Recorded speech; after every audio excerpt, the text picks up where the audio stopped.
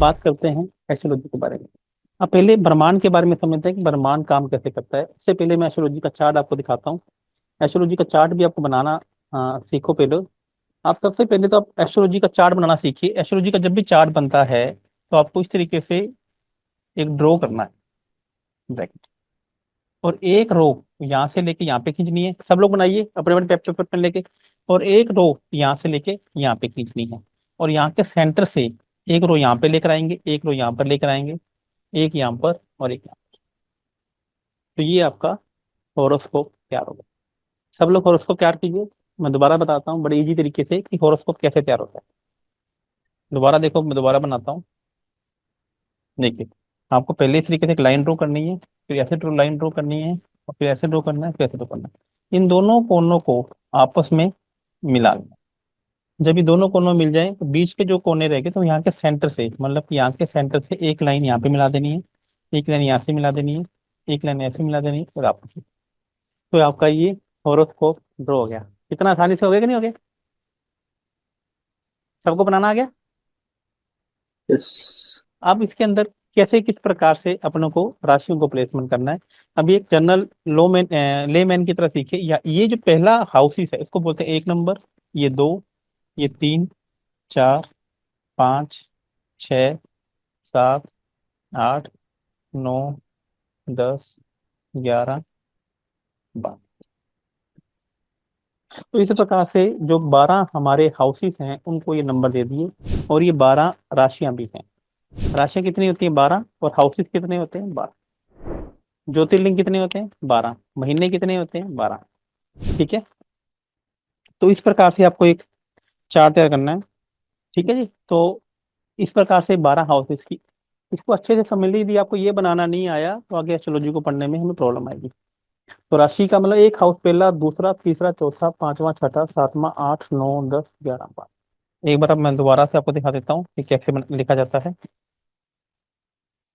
एक, दो, तीन, चार, पाँच, छ, सात, आठ, नौ, 10, 11, 12। तो इस प्रकार से ये होरोस्कोप बनता है। अब ये होरोस्कोप में 12 राशि हैं, तो आप ये देखेंगे कि पूरा का पूरा ब्रह्मांड इसमें आकर समा गया है।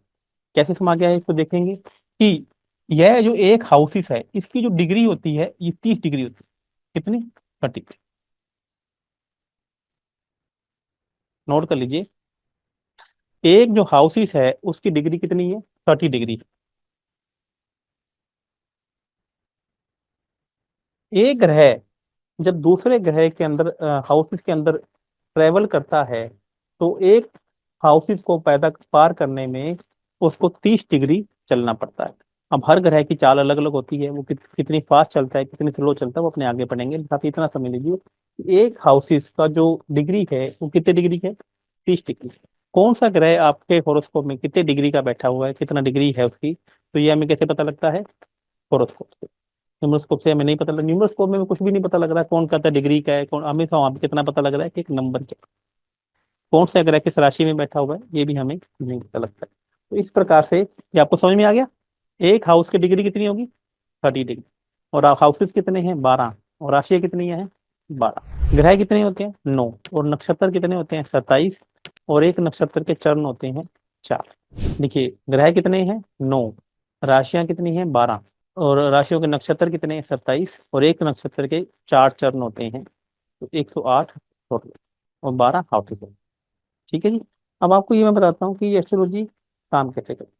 देखिए, इस ब्रह्मांड की साइंस को समझिए कि ये कैसे काम करती है। देखिए, ये हमारा सूर्य है। और सूर्य के सबसे बाहर गोचर कौन करते हैं? बुध ग्रह। और बुध ग्रह के बाहर गोचर कौन करते हैं? शुक्र ग्रह। और शुक्र ग्रह के बाहर गोचर करते हैं पृथ्वी। और पृथ्वी के चारों तरफ गोचर करती है चंद्रमा। और चंद्रमा के बाहर गोचर करते हैं मंगल। और मंगल के बाहर बाहर है गुरु। और गुरु के बाहर है शनि। अब मैं दोबारा लिख देता हूँ। सबसे पहले है सूर्य, यहाँ पे मैंने एस लिख दिया।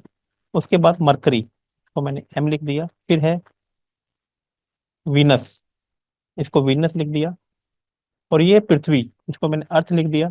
इसके बाहर है चंद्रमा, इसको सी लिख दिया। ये है मंगल, यहाँ पे मंगल को मार्स कहेंगे तो वापिस में एम लिख देता हूँ। इसके बाद है जुपिटर, इसको जे लिख दिया। और इसके बाद लास्ट में सबसे होता है सैटर्न, तो यहाँ पे सैटर्न लिख दिया।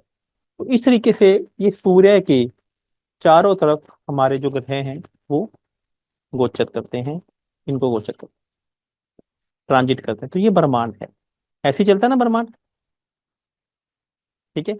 अब इन ये ब्रह्मांड को हमारे ऋषियों ने, इनके चारों तरफ बहुत सारे तारामंडल का समूह है, ये बहुत सारे तारामंडल है। ये पूरा का पूरा तारामंडल है जो कि फिक्स रहता है, जो कि एक दूसरे की तरफ गोचर नहीं करता। गोचर कौन करते हैं? ग्रह गोचर करते हैं। और जो तारामंडल है वो क्या है, एक जगह पे क्या है, फिक्स रहते हैं तारामंडल सर। फिक्स तारामंडल। रहता है। तारामंडल फिक्स रहते हैं, वो कहीं पे भी गोचर नहीं करते। गोचर हमेशा जी, ग्रह। ग्रह गोचर करते हैं। हाँ, तो इनको क्या कर दिया हमारे ऋषियों ने, इन जो तारामंडल थे इनको 12 भागों में डिवाइड कर दिया। अब इसको एग्जाम्पल समझ लेते हैं। मान लीजिए ये एक नंबर है, 1 2 3 4 5 6 7 8 9 10 11, एक मैंने यहाँ पे बना दिया। फॉर एग्जाम्पल समझ लीजिए ये 12 की 12 क्या है, राशियां हैं। तो इनको 12 आप पूरा का पूरा ऐसा ग्राफ अपने पास बना लीजिए।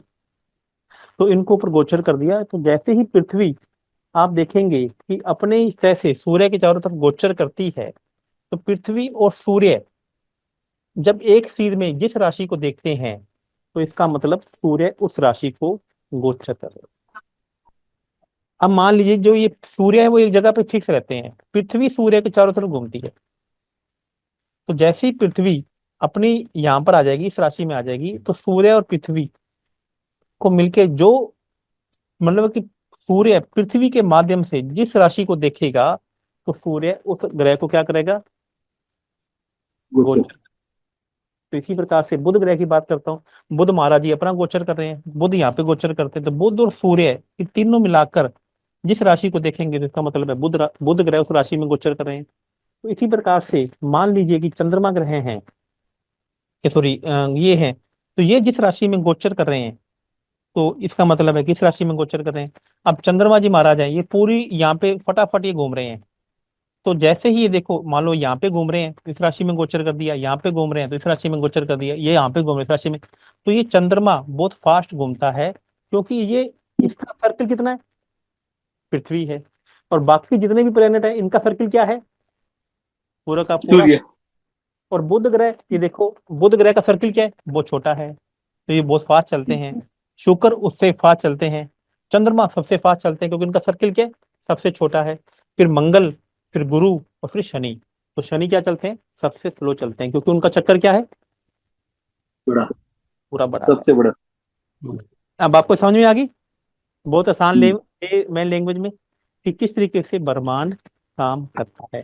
तो जब आपकी कुंडली बनाई जाती है, जब आपका जन्म होता है किसी भी जातक का, तब ये देखा जाता है कि सूर्य कितने डिग्री के हो गए, चंद्रमा कितने डिग्री के हैं, अ, मंगल कितने डिग्री के हैं, शनि कितने डिग्री के हैं, और ये सब कितने डिग्री के हैं।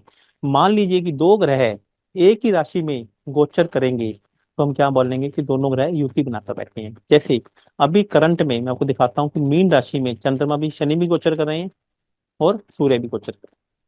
तो इसका मतलब अब किसी का भी जन्म होगा तो किसकी युति बन जाएगी, शनि और सूर्य। तो इतना समय नहीं, अभी इसको मैं दोबारा बना देता हूँ। तो इस तरीके से ब्रह्मांड काम करता है, और इस तरीके से हमारी एस्ट्रोलॉजी में ये दिखाया गया है कि 12 हाउसेस, 12 राशियां।